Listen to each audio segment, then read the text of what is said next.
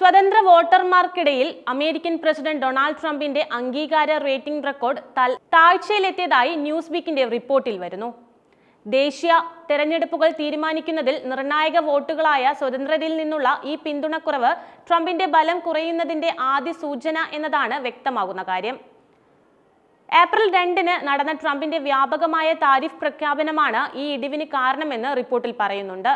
സ്വതന്ത്രരുടെ ഇടയിൽ നിന്നുള്ള പിന്തുണ കുറയുന്നത് ട്രംപിന്റെ രാഷ്ട്രീയ ഭാവിക്കും 2026-ലെ മിഡ്ടേമിലേക്ക് കടക്കുമ്പോഴുള്ള പാർട്ടിയുടെ നിലനിൽപ്പിനെയും ബാധിക്കുമെന്നും ഇതിൽ റിപ്പബ്ലിക്കന്മാർക്ക് ആശങ്കയുള്ളതായും റിപ്പോർട്ടിൽ പറയുന്നു.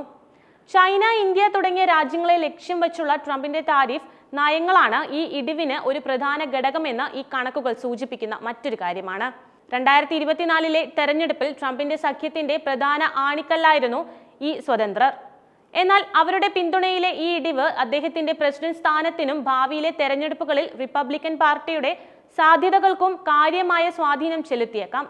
താരിഫ് പ്രശ്നത്തെക്കുറിച്ചുള്ള വോട്ടെടുപ്പിൽ ട്രംപിന്റെ തിരിച്ചടികൾ വ്യക്തമായി കാണാം. ഹാരിസ് എക്സ് പോൾ പ്രകാരം 37% സ്വതന്ത്രർ മാത്രമാണ് ട്രംപിന്റെ പുതിയ നിയമങ്ങളെ പിന്തുണയ്ക്കുന്നത്.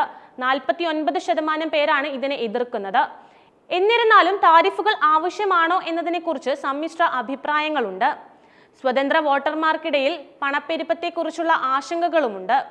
അവർക്കിടയിൽ ട്രംപിന്റെ അംഗീകാരത്തിൽ കുത്തനെ ഇടിവ് സംഭവിക്കുന്നത് സാമ്പത്തിക ഉത്കണ്ഠ മൂലമാണെന്നാണ് ലണ്ടനിലെ യൂണിവേഴ്സിറ്റി കോളേജിലെ പൊളിറ്റിക്കൽ സയൻസ് അസോസിയേറ്റീവ് പ്രൊഫസറും സെന്റർ ഓൺ US പൊളിറ്റിക്സിന്റെ ഡയറക്ടറുമായ തോമസ് ഗിഫ്റ്റ് പറഞ്ഞത്.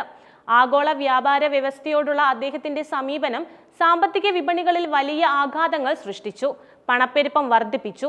പല സാമ്പത്തിക വിദഗ്ധരുടെയും കണ്ണിൽ മാന്ദ്യം എന്ന ഭയാനകമായ ചിന്തയ്ക്ക് അത് അടിത്തറയിട്ടെന്നും അദ്ദേഹം പറഞ്ഞു. പലരുടെയും ജീവിത സാഹചര്യത്തെ വരെ ബാധിച്ച ട്രംപിന്റെ ഈ നയങ്ങൾ ഭാവിയിലും ട്രംപിന്റെ ജനപ്രീതി കുറച്ചേക്കാമെന്ന് തന്നെയാണ് ഈ സർവേ ഫലങ്ങളെല്ലാം സൂചിപ്പിക്കുന്നത്.